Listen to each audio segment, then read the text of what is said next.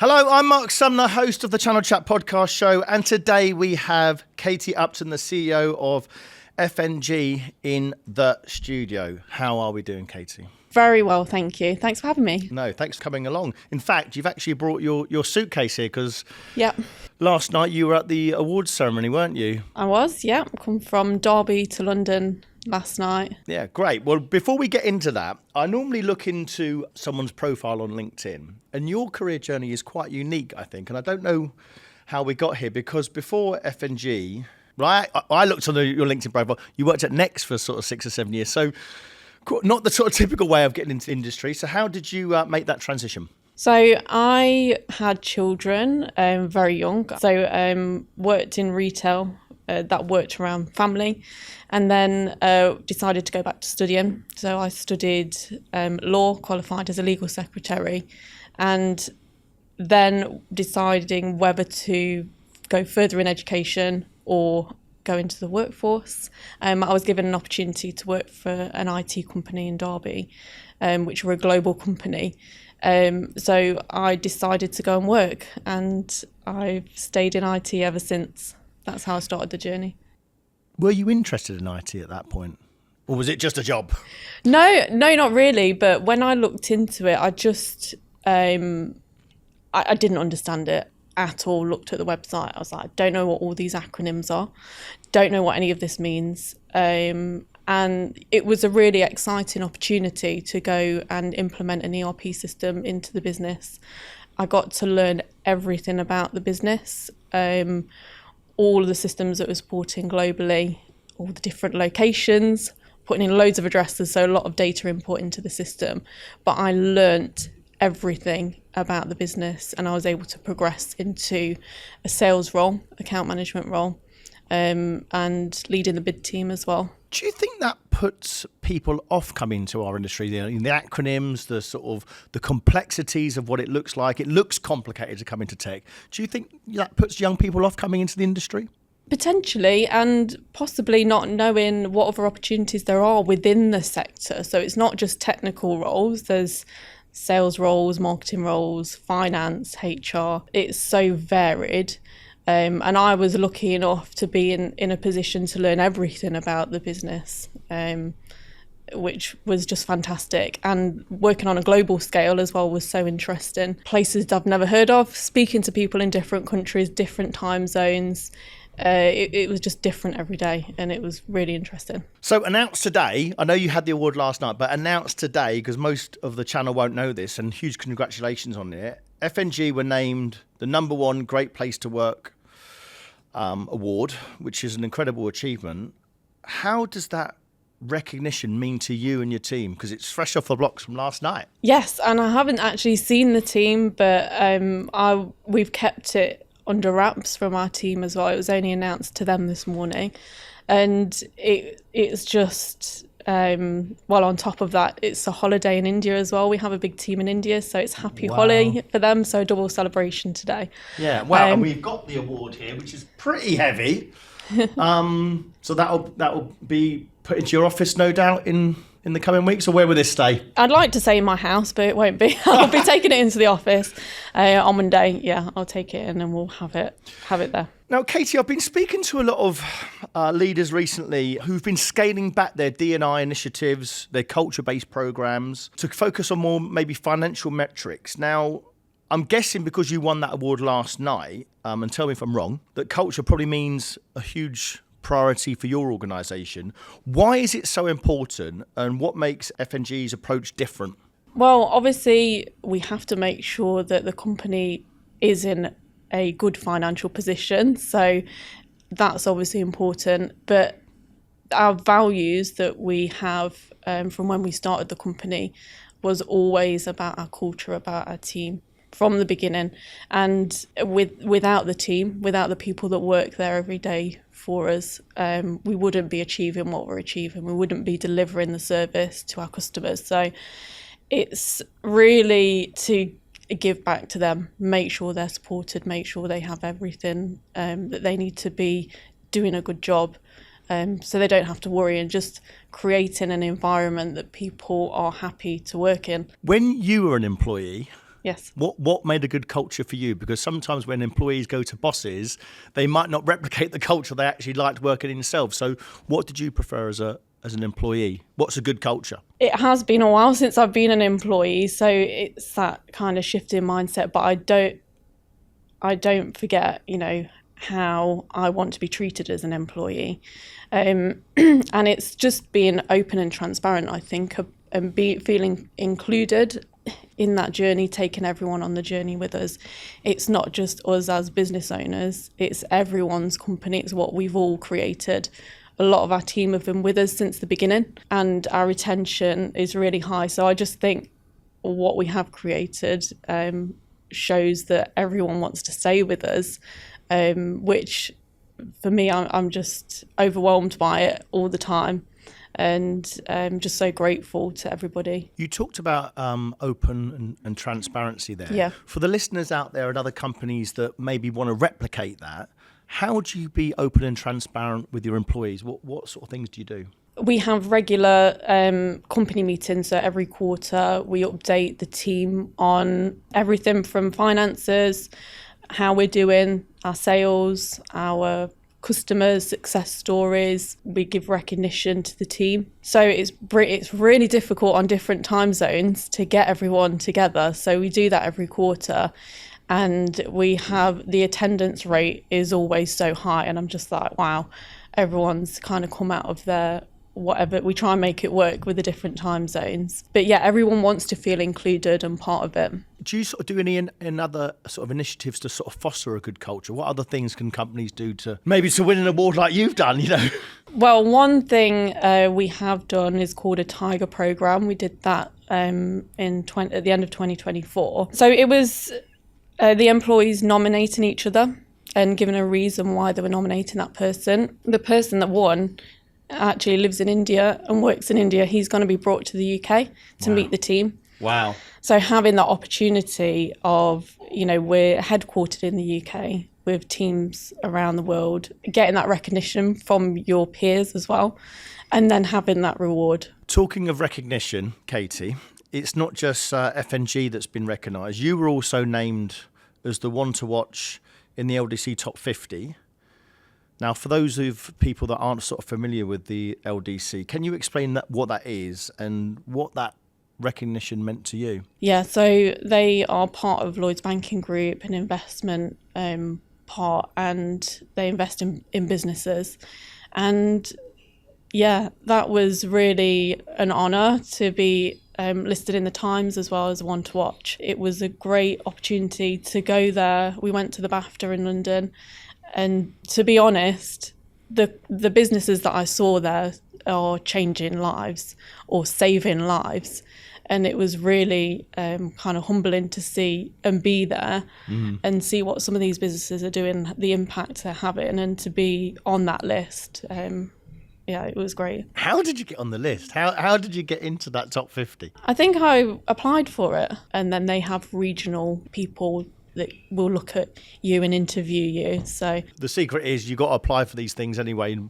And why do you think they're important? Well, for me, as a woman in business, I think it's important to keep putting myself forward and showing that as a woman leader in the IT industry, it can be done. Yeah, I think people find it inspirational, although it's not in my comfort zone. Katy, funny enough, when I, as a recruiter, when I've interviewed female candidates before about applying for jobs, there seems to be a reluctance to sort of put themselves forward unless they're perfectly matched against the requirements. They don't put themselves forward. Now, you mentioned about putting yourself forward for that award. What advice would you give to sort of females that either want to be promoted or want to go for a new job or want to go for an award, but there's a reluctance to think, oh, I don't quite match that, I'm not going to do it. Why should they put themselves forward?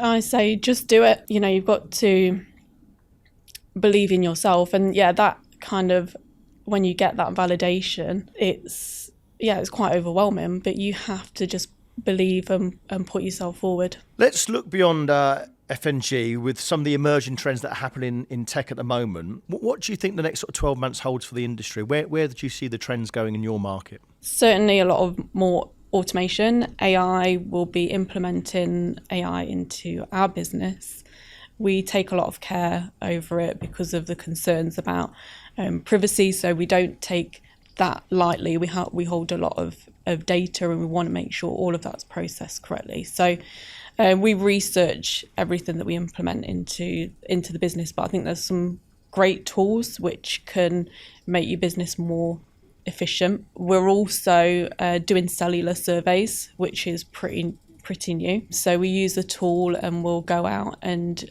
perform a survey on 4G and 5G, and that's always rapidly advancing. At the moment, every question I'm getting asked around is around AI. Are you hearing anything from your customers that are asking for AI from you or implementations from you? You know, what's the word on the street from your customers around AI and what they're doing? A lot of our customers are sort of developing their own things, and they want to keep it in-house first and try things in-house before they go to market. I think people just want to make sure they get it right. So there's a lot of time being spent and research doing things in-house before they take it out to market. You mentioned there about the security aspect of implementing AI into your business. How are you sort of researching it before you implement something in your own business? Because everyone's talking about security and breaches and privacy, but AI is coming in anyway. So what are you doing about it? So yeah, we do our research. Our technical teams will look into it from the data protection point of view. We'll make sure everything's GDPR compliant, and just really looking through all of those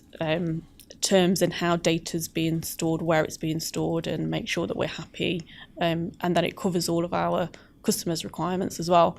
A lot of our agreements with customers will include that. It's becoming more and more stringent from our customers, so we have to make sure that it's covered. Katy, when you've won an award like you've won last night, in some ways there's only down to go because you've won the award. I did say, where do we go from here? Yeah. So without being rude, where do you go from here? Because you've won the award. What happens now? How do you maintain those standards in the company? How do you sort of go again? Yeah, it's just something that we're always looking for ways to improve, always looking for new ideas. And we just want to build on the momentum, really. We've got some great momentum the last 2 days, and just keep it going. Take those opportunities while we have them.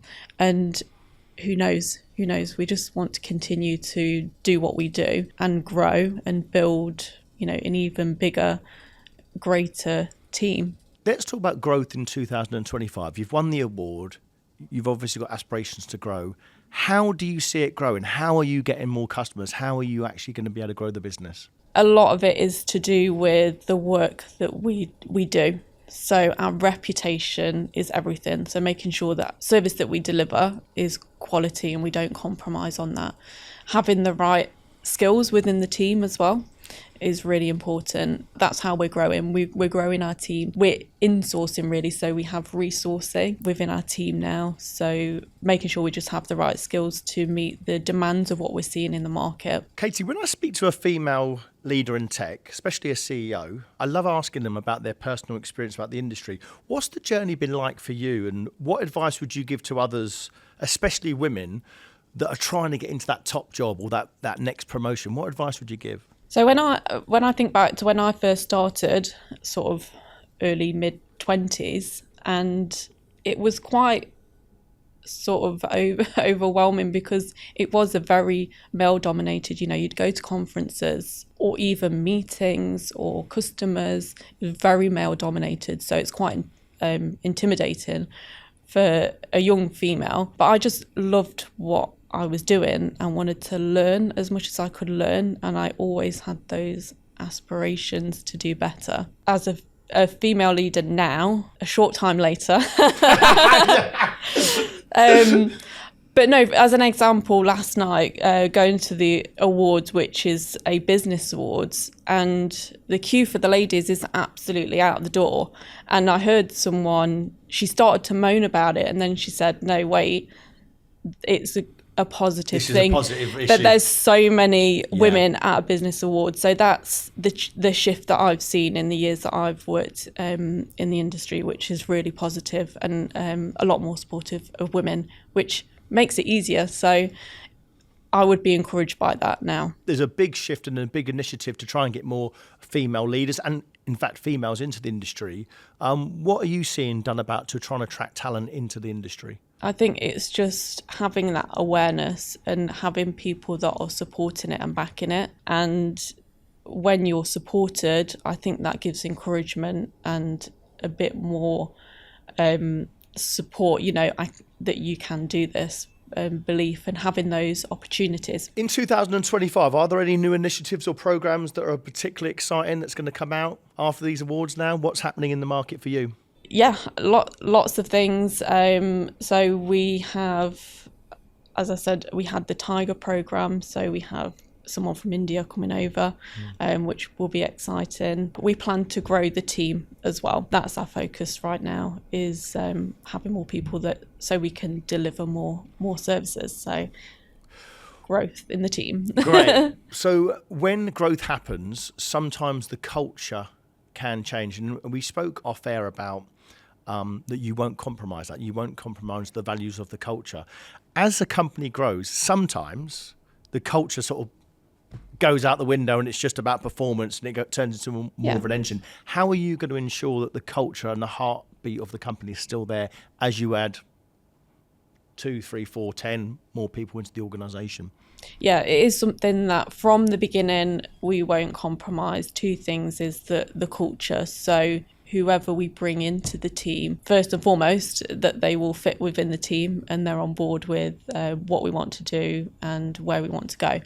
So as we recruit that, we want to make sure that they fit within the culture of the team and not just sort of competent to meet the needs of the job description. Yeah. We do look at the whole thing and that they'll work well with a team. We do really think about that when we bring someone in new onto the team.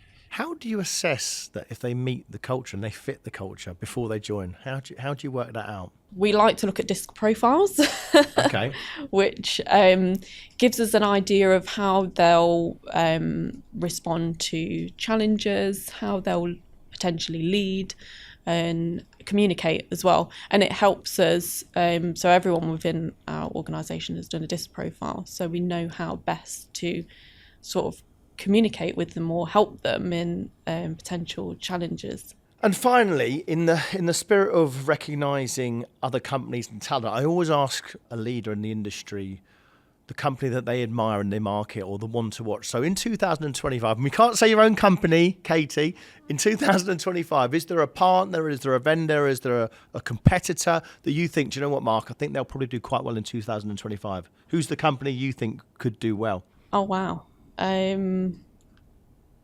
mean, I saw Nvidia last night. They got number one in the large organisations. So Nvidia, again, having that culture, I think, is the key to success. Katy, you've been a great guest. Thanks so much for your time.